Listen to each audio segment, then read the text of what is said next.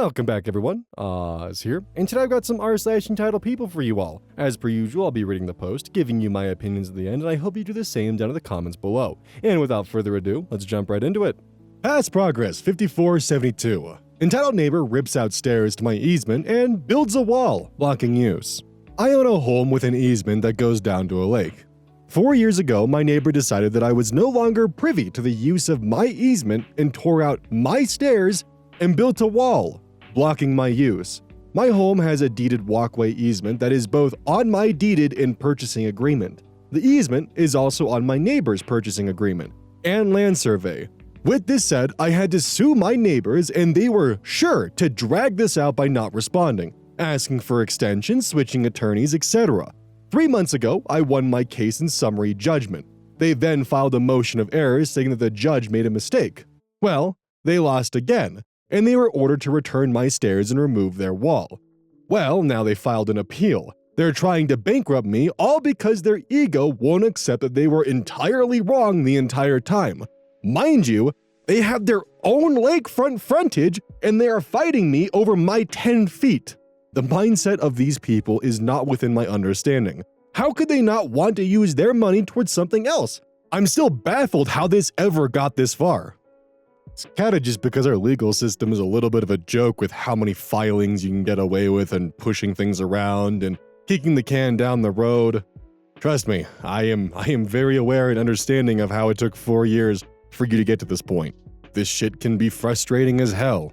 And also, yeah, I do think that you taking the legal action was the right choice, because when it comes to property lines, you really can only take legal action when it comes to that. There's also a pretty decent chance that the attorneys that kept dropping out and the reason why they had to switch attorneys was because midway through they probably realized, oh, this case is fucked. I'm stepping away from it. Rinse and repeat over a couple years and you're here. And the worst part is they get to walk away with having 4 years of you walled off from the lakefront property and them being able to enjoy it for 4+ years. So this might be something that would have to be explained in the comments, but with the easement being somewhat owned by both parties and they have access to it with OP's stairway and the antagonist's wall, how come OP can't just tear down the wall and rebuild their stairway? Like genuine question. I understand that there's the principle of trying to get your money back and having them replace it, but at the same time, why not just sue for the cost of them tearing down the staircase and that kind of stuff? Like, do they just not have access to modify the easement, or what's the logic behind that? Would they be able to do this? Is this something they can do, or are they excluded from it because the easement isn't technically theirs? It belongs to their neighbor, but the neighbor has property rights over some things on the easement, but not the passageway for it. I don't know. Just genuine question for anyone who has an understanding of that. Okay, combination 475. Ex so entitled she thinks I should be paying bills for her and the guy she cheated with. Found out my girlfriend of 11 years was cheating on me with an unemployed dude.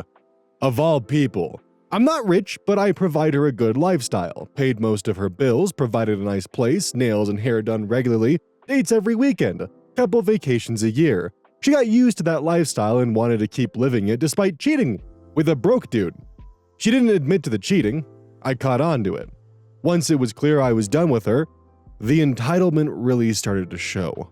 Now she said because I had family in the area and she didn't, I should move out, but continue paying the bills to give her and the new guy a chance to get on their feet. She also insisted on keeping my dogs. Told me I could only see my own dogs if I asked the new guy. But since they didn't have any money, I needed to continue paying for food and vet bills. So instead, I kicked her out and kept my dogs. At that point, she was angry and still felt entitled to my income. After I kicked her out of my place, she claimed she was forced to quit her job because I forced her to relocate. And then she tried to sue me for lost wages, which didn't work out in her favor. You'd think she'd stop at this point, but she didn't. She contacted my work and threatened to sue them, stating, "Your employees' actions cost me everything," and tried to insist they settle outside of court with her for $100,000. She didn't make that much money. Instead, my work filed harassment charges against her. You'd think she'd stop at that point, but she didn't. She started messaging every family member of mine that she could find, told them I cost her everything, out of spite, just because she moved on with someone else, and that the least they could do is send her money to help her get a place and pay rent. When that didn't work, shocking, she went online and begged for people to send money to her Cash App to help her with a place to live, and claimed it was a domestic violence situation. I don't understand how she doesn't understand that any financial support I gave her would end if she cheated on me. We weren't married. We don't have kids. I've supported her for years. I owe her nothing. I really don't owe it to her to help her and her new relationship get on their feet and establish themselves, which seems to come as a shock to her. Okay, something really quick that you gotta be careful of is you gotta look into your state's common law marriage laws, because that might come around to bite you in the ass. So definitely be ready for that. Also, most certainly keep a lawyer on retainer, because this is going to get very complicated and very ugly, especially if she's already attempted legal action. Thankfully, lawyers aren't cheap, so she'll run out eventually, but just keep someone on retainer for the time being, so that way if anything does come up, you're ready to fight it in that instance. It also wouldn't be an idea to check regularly with your local courts to make sure that she's not trying to file some kind of restraining order or civil protection order against you, just in case she wants to take the nuclear option against you and try to lay groundwork for something bigger later. Just be careful, have a lawyer on retainer, and just keep your eyes peeled and do your due diligence to make sure that she's not pulling any weird shit for the time being. Because trust me, this kind of shit can get crazy really fast. And trust me, there is a lot more that I want to say and comment on this because this is extremely relevant to me. But just do what you can, keep your T's crossed, your I's dotted, and make sure you're keeping everything in line. And most importantly, don't fucking talk to her. Have all communication go through your lawyer. Spooky Girl 0123. He tried to take my airline seat and lost.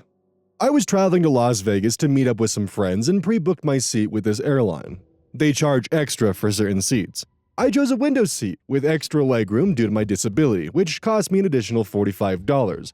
When boarding, there was a man in my seat, with another in the aisle seat. The middle was open. I checked my seat number and then politely told the man he was in my seat and asked for him to move. I am a petite female, and both men were about 6 foot tall and over 200 pounds. When both opened their mouths, it definitely appeared like they both were used to using their size to get their way. The man in the aisle immediately told me that the man at the window didn't have to move and I could sit in the middle. After all, he said, I shouldn't make a scene about it. That really pissed me off. I didn't raise my voice and I was very polite. I said I wasn't making a scene but was asking nicely for the seat I paid for. That's when he stood up and attempted to physically intimidate me. But here's the thing. I worked in frontline healthcare. I'm used to men attempting to use their size and mouth to intimidate, and this behavior does not work with me. So I decided to take another tactic. I turned my head to the man in my seat and told him that I would make him a deal. He gives me $50 cash and I'll give him my seat. I told him I paid an additional $45 for the seat, and with tax, it should be around $50. He gives me the money and this seat would be his. This is when he turned to me in shock and said, You want me to pay you $50 for your seat? I answered, So, you're admitting that you knew this wasn't your seat. I'm going to call the airline staff and they can take you to your seat. After all, I booked this seat due to me having a disability, which is true, and you're trying to steal it. Everyone around us turned to look at him, and they did not have kind looks on their faces. He turned 14 shades of red and moved to the middle seat. He pulled his hoodie over his head and sulked the rest of the flight. His friend did the same. The moral of this story is simple. Do not use your size and gender to bully others. It may just backfire on you and make your next flight a lot less comfortable. I don't really have too much to add to this one beyond just some general advice. If you're looking to travel, go through the effort of actually getting a TSA pre-check. It's honestly the best $80 you can spend. They've gotten really quick with a background check. You can get a scheduled appointment for the next day, and then usually they'll give you your KTN number within the next 2 to 3 days, and then the next thing you know, you get to just skip all the TSA lines and walk right by them. I really am a big fan of being able to show up to the airport 30 minutes before my flight even takes off and be able to actually get through TSA and get to the gate and still have 10 minutes to spare. And this is during the holiday rush. So if you have plans this holiday season to fly, you still got time to get TSA pre-check. It's the best $80. I just renewed mine. It's once every 5 years. I hate chilling for the TSA, but oh my God. It saves so much time. It's well worth it. Plus, you don't gotta take your shoes off or take your electronics out of their bags. Makes things really quick. Number 2, sis. Entitled mother thought I should stay late because she was on her way. So this took place some 30 years ago. Some important facts. I was a photographer at a portrait studio in a major retail store. A portrait session could take anywhere from 15 minutes to an hour, depending on the subjects. I had a 7 and an 8-year-old at the time. My commute was an hour each way. Our hours were 10 a.m. to 7 p.m. I worked in a major town that drew a lot of business from nearby rural communities. By nearby, I mean up to 30 minutes away. On to the story. One evening at 6:50 p.m., I'm wrapping things up to close when I got a phone call and the following conversation ensued. EW's entitled woman. Me. Expecting to be making an appointment. Portrait studio, how can I help you? I just wanted to let you know we're on our way to get photos taken. I have 2 kids. It's 6:50. You realize we close at 7 o'clock. Yes, that's why I'm calling, so you know we're coming. We only live in, and names a town 10 to 15 minutes away. We'll be there by 7. Me, knowing they will never arrive by 7, I'm leaving at 7 o'clock. That's our closing time. That's why I'm calling to make sure you wait for us. We'll be there by 7. I won't be here. You don't understand. The kids are dressed already. They have to get their pictures taken tonight. Yeah, I do understand. What you don't understand is that we close at 7, and I'm leaving at 7. I have 2 kids myself and would like to see them before they go to bed. Would you like to make an appointment for later this week? Our last appointment is 6:30. Entitled woman then hangs up with a click. You know, guys, honestly, I think the photographer is at fault here. He should have waited. He should have stayed there all night until around 8 o'clock so they could then get their pictures taken and leave and be home by around 8:30. Come on, how is that hard to understand? His children get to see him every night. He should have just dealt with it. I hope the overtones of sarcasm were clearly understandable. PTT RHD4. Entitled family needs breakfast. Normal busy breakfast restaurant on a Saturday morning at 10:30 a.m. People are waiting at the front door by the door to be seated, as per the sign. Enter. Entitled family. 2 parents, 2 kids.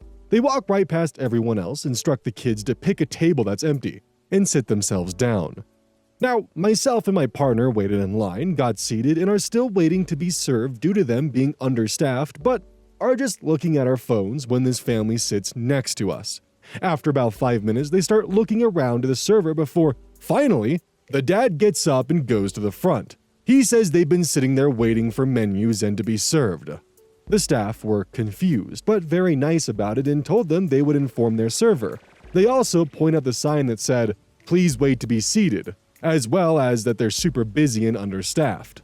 The dad goes back to the table and they wait for another few minutes before the dad finally tells the kids they're leaving and going somewhere else. As they're getting up to leave, a server says that people are supposed to wait to be seated because when they're this busy, it's hard to see people who seat themselves down so they don't know they're there. The dad responds that they were waiting by the cold windows with the kids and they thought people would be considerate. The server apologized to us before taking our order, and I assured her she had nothing to be sorry for. Ah yes, nothing like it's easier to ask for forgiveness than permission and hoping the server and waitstaff buckle under the fact that you kinda just skipped everyone else in line and seated yourselves.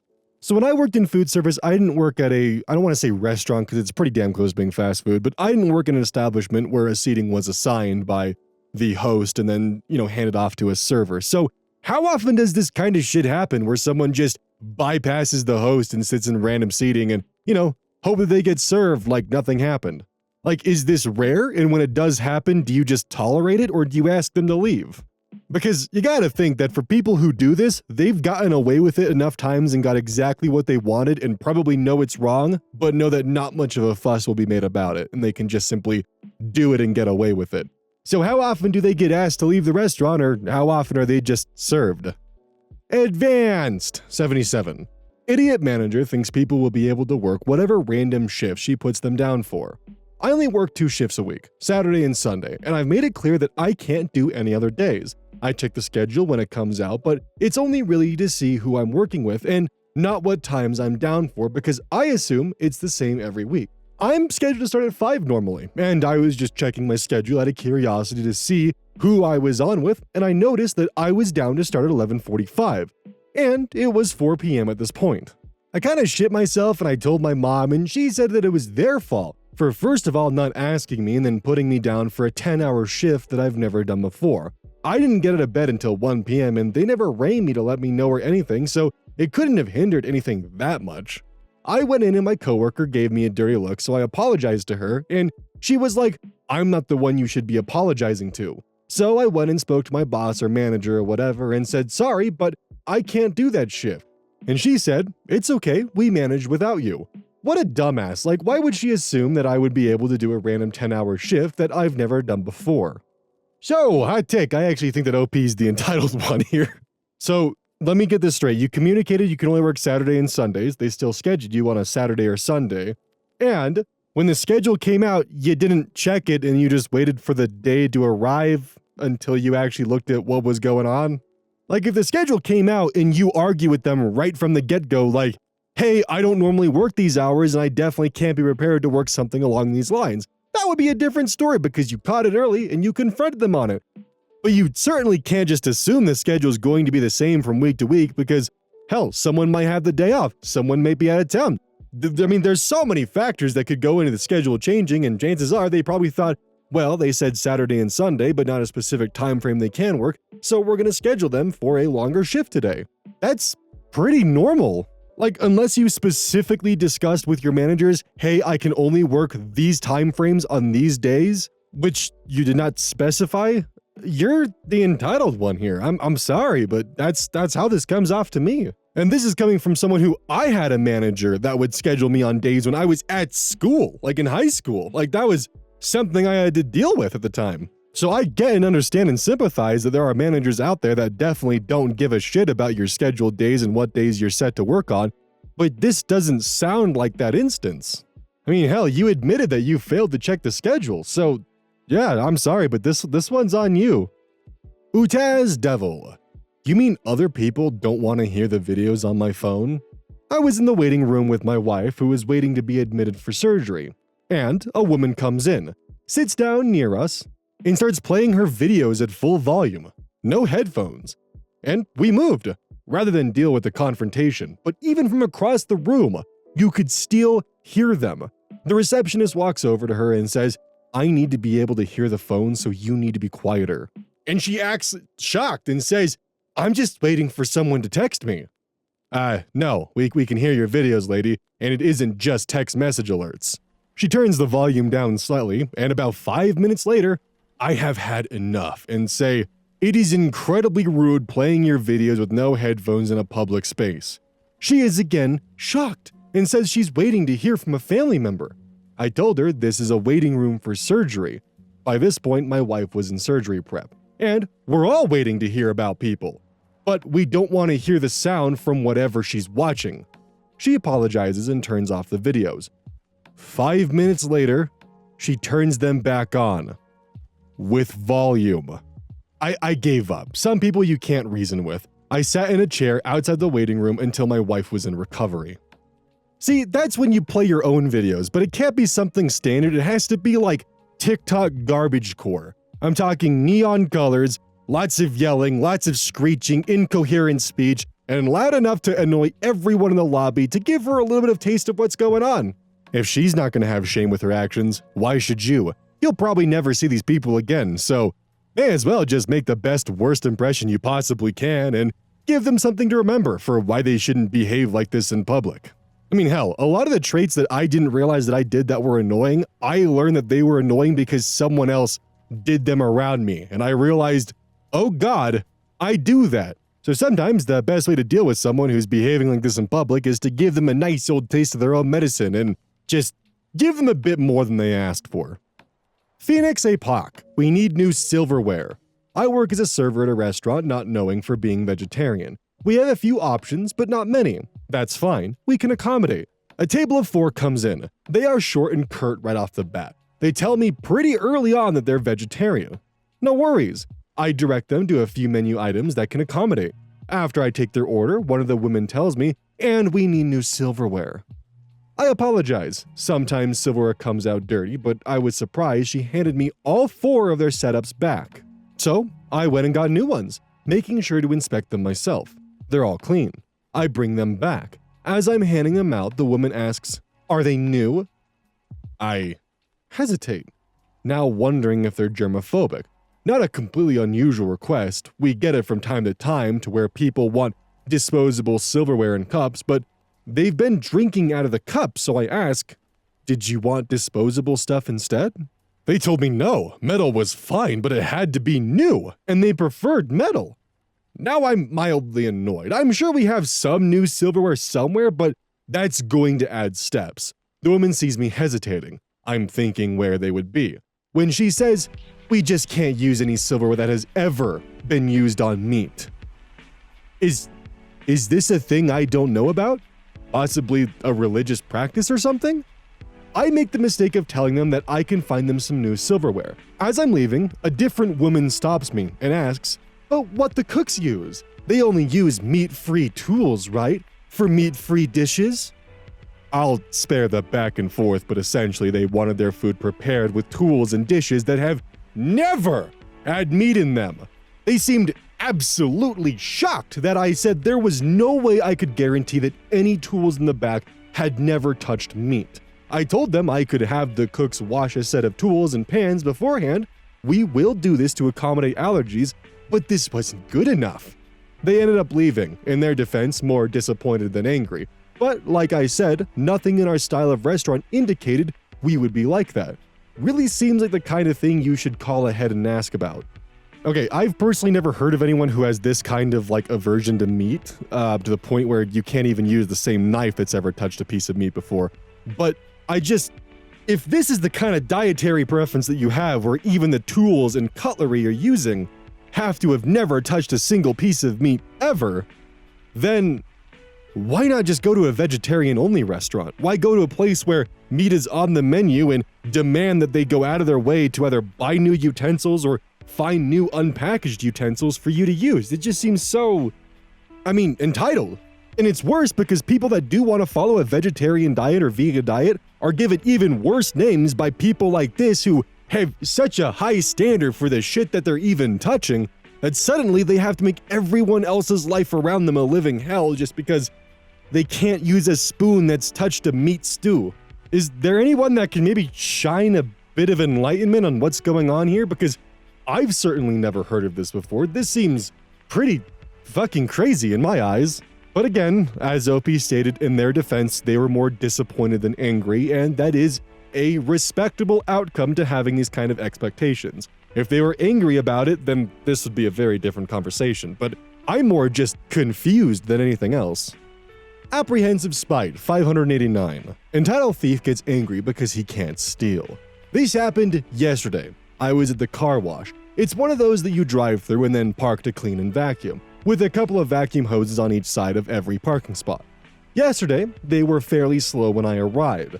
There were only 4 cars in the lot, including my van. Out of 22 spots in the lot, I counted before I left, like the other cars in the lot, I chose a spot away from everyone else so I could have both sides empty. I'm male, but I carry a bag instead of using pockets.